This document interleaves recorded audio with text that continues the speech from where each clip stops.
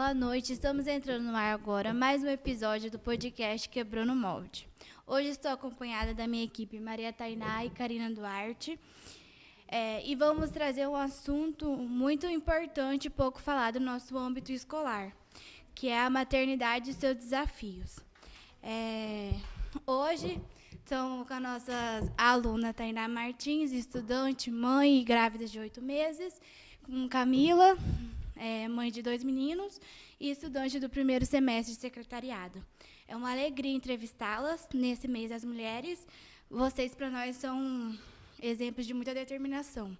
Daí a gente vai iniciar o nosso podcast com uma reportagem e depois vamos trazer algumas pautas. Então, na reportagem fala sobre a questão de muitas mães abandonarem os estudos. Estudo sobre mães adolescentes mostrou como a gravidez precoce pode provocar resultados desastrosos na educação.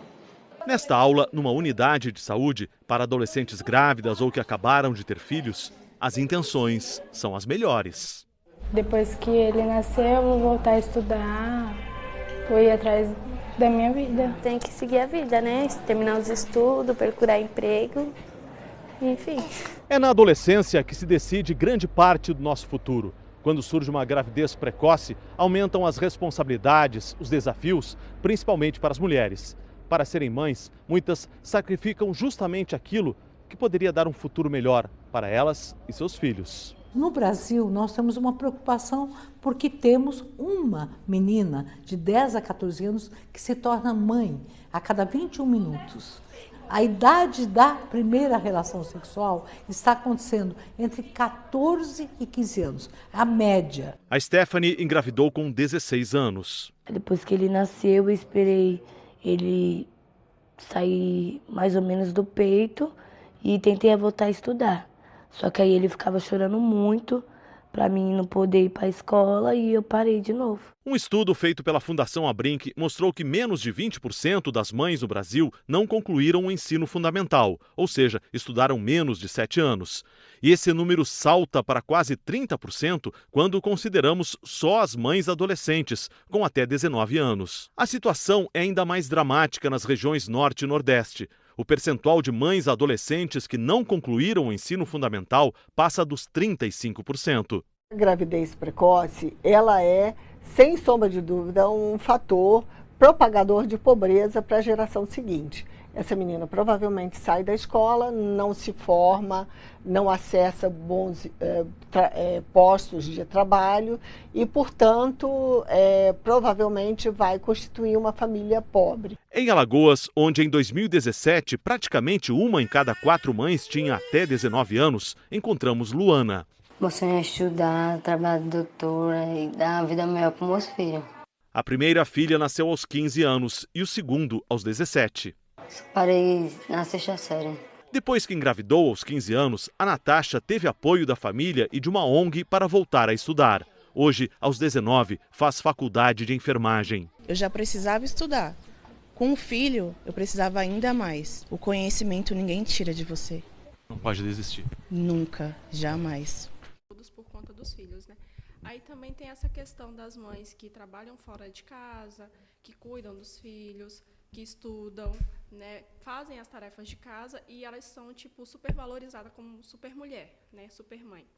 E muitas mulheres acabam desistindo da graduação, de terminar o ensino médio por não ter uma rede de apoio, né? Porque igual a moça da reportagem falou, ela teve que deixar de estudar, né, por conta de que o filho dela ficava chorando, então ela teve que ficar na casa para dar esse suporte.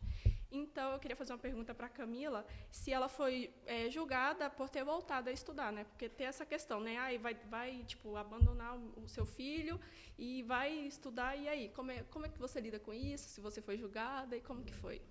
Primeiramente, boa noite, meninas. É um prazer estar aqui com vocês e falando de um assunto que é tão pessoal para mim. Questão da pergunta. Sim, fui julgada. Fui muito julgada, inclusive por familiares. Porque a primeira pergunta que me fizeram não foi se eu estava empolgada a voltar a estudar, me parabenizaram, nem nada. E as crianças? Quem vai cuidar? Né? Eles esqueceram que eu tenho uma rede de apoio, né? Eu sou casado, eu tenho o meu marido, que é pai dos meus meninos. Então, assim, ele está ali para dar esse apoio, esse suporte. Mas eu tive esse julgamento e ainda tenho, né? Poxa, olha a hora que você chega em casa, né? Isso aí atrapalha o sono da criança, porque a criança está esperando você chegar em casa, e aí eles não conseguem dormir cedo, porque só dormem com você. Isso para mim é difícil, é muito difícil.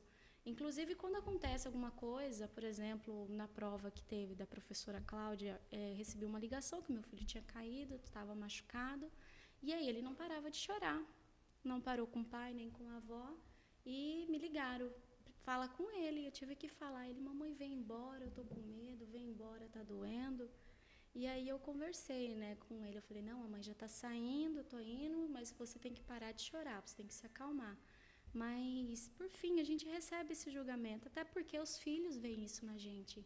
Eles veem que o único porto seguro, a única pessoa com quem eles podem contar, eles sentem essa segurança, são com as mães. Por mais que o pai e a avó tá ali, eles não conseguem passar essa segurança, eles passam somente com a mãe, né? Então, isso também envolve a questão do julgamento, porque essas pessoas não se sentem capacitadas, não conseguem passar esse tipo de segurança para essas crianças, e aí eles pensam, eles lembram automaticamente de quem? Da mãe, somente da mãe, porque é a mãe que pode passar isso. Então, assim, quando eu decidi voltar a estudar, eu esperei 5 anos. Eu tinha começado quando meu segundo filho tinha 8 meses. Eu tinha começado a fazer faculdade online. Só que ele era uma criança muito dependente, né? Ele chorava muito, não aceitava ficar com ninguém, então eu fui obrigada a parar de estudar. E aí eu decidi que eu ia esperar eles crescerem, entenderem, terem um pouco de consciência, eles começarem a estudar para me voltar a fazer a graduação, né? Que é um sonho pessoal meu. Né? Eu sempre quis ter um curso superior, em especial numa federal, porque eu sempre senti essa capacidade de que eu posso ir além. Então, para mim, isso foi um pouco mais pesado, porque eu queria não só realizar esse sonho, mas também gerar um impacto positivo na vida dos meus filhos. Toda mãe tem esse sonho de dar algo melhor para os seus filhos, e hoje em dia, qualquer tempo, a única forma, o único caminho que você tem para você proporcionar isso para o seu filho é estudando. A gente precisa obter conhecimento, a gente tem que estar informado do que o mercado de trabalho precisa, e a gente tem que estar lá atualizada, porque a gente gera um impacto na vida dos nossos familiares de dentro de casa, dos nossos filhos, dos nossos maridos, porque a gente que está ali, a gente precisa desse suporte, né? É difícil ter só essa sobrecarga hoje em dia só para o pai, só para o marido. Porque hoje em dia a mulher ela é multifacetas, né? Ela faz de tudo. Ela é mãe, ela é estudante, ela é trabalhadora, ela é escritora, ela é professora, ela é tudo. Ela consegue ser tudo. E isso é um dom que Deus nos deu, né? A gente poder nos desdobrar. Porque a gente tem essa oportunidade de ter esse sentimento de proteção e de dizer, não, pode se assegurar em mim que a gente consegue, né? E, assim, pela questão dos julgamentos, eu relevo. Porque o meu sonho fala mais alto.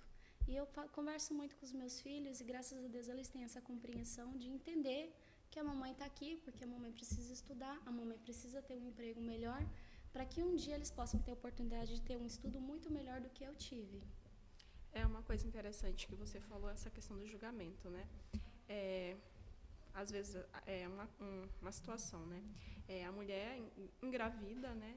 Aí vem o julgamento, nossa, e os estudos, né? Que a gente estava conversando. Ai, vai ter que parar de estudar e não sei o quê, e não sei o quê. Aí quando para de estudar, aí não tem... Porque você parou de estudar. Isso, aí nunca parece que ninguém não está satisfeito. Parece que a pessoa que está julgando, você vai deixar os filhos com ela, entendeu?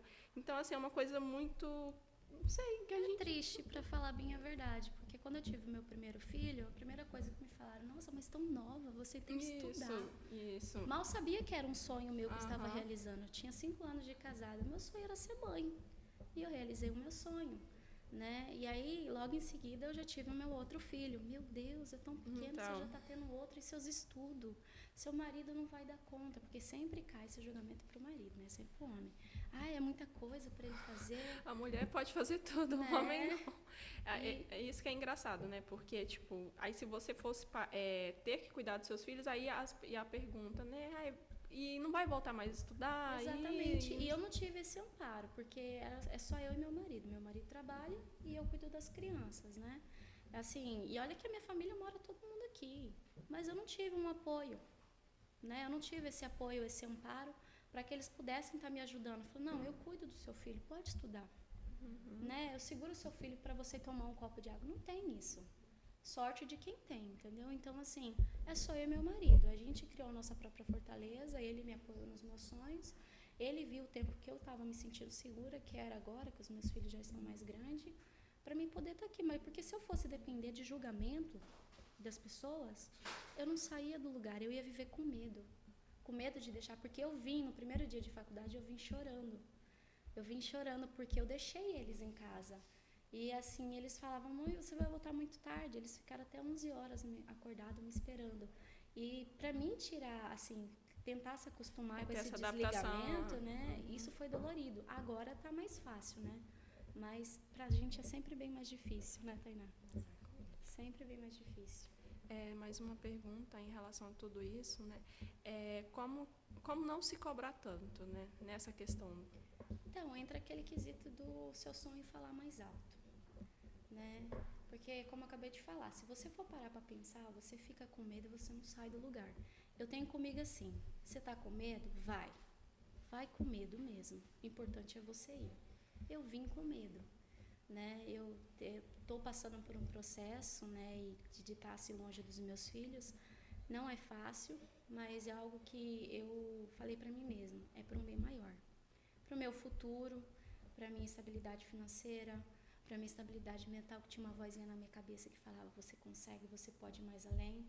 E para me dar esse exemplo para os meus filhos, porque eu quero ser para os meus filhos que os meus pais não foram para mim, porque eles não puderam proporcionar. Então, assim, eu tô aqui porque eu tenho um apoio do meu marido, né? Eu tenho um mínimo para me poder começar. É ter alguém para poder ficar com ele. Senão, eu tava com os meus 2 guri aqui na sala de aula, né? E ia ser difícil, mas o que me motiva não me cobrar tanto é isso, é pensar neles, pensar em mim, pensar neles, no suporte que eu vou poder dar para eles daqui para frente. Obrigada. Queria fazer uma pergunta. Como que você acha que os teus filhos te veem? É meio difícil de responder, porque para o filho a mãe é uma super-heroína, ela pode ser o que for. A mãe sempre vai ser alguém assim que eles vão amar para sempre, é admirável. Mas assim, quanto ao estudo, eles me admiram, eles falam, nossa mamãe, você é muito inteligente, porque eu incentivo eles a estudar. Né? Eu criei o meu próprio sistema pedagógico dentro de casa, onde eu alfabetizei eles antes deles entrarem na escola, porque para mim o estudo é muito relevante, é muito importante, muito, muito, muito. Então, assim, eu sempre passei isso para ele. Falei, nossa, filho, você é muito inteligente. Parabéns por estar estudando. Sinto orgulho de você. E como eles me veem estudando, eles falam, nossa, mamãe, parabéns, você é muito inteligente. Eu tenho orgulho de você. Né? Então, eu sou o reflexo. Né? Eles são o meu reflexo. Eles se veem em mim. Então, isso é bom, isso é gratificante. Queria perguntar para a Tainá. Tainá, qual está sendo o seu maior desafio nesse âmbito escolar? E qual suporte o campus IFMT está te proporcionando na licença maternidade? Certo, boa noite, né, primeiramente. Então, eu iniciei, na verdade, o curso no ano passado, né, foi a turma de 2022/2. Não dei continuidade nessa turma pelo motivo de eu ter descoberto a gravidez, né.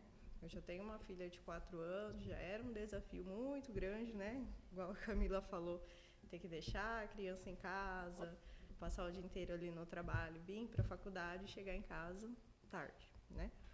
Mas eu parei, eu decidi parar o curso na metade dele, né? Ali no finalzinho do semestre, mas por questões de saúde mesmo. E eu entrei em contato com o campus, né? Passei todas as informações do que eu estava vivendo naquele momento. E eles optaram por eu reprovar por falta nesse período e, se caso eu pudesse, estar retornando, né, no próximo semestre, só que, no caso, iniciando tudo de novo. Confesso que foi uma decisão um pouco complicada, né, porque gravidez, ela exige, tem muito esforço ali que a gente tem que fazer, fisicamente, principalmente, para estar no trabalho, Ainda mais sair do trabalho e vir para a faculdade.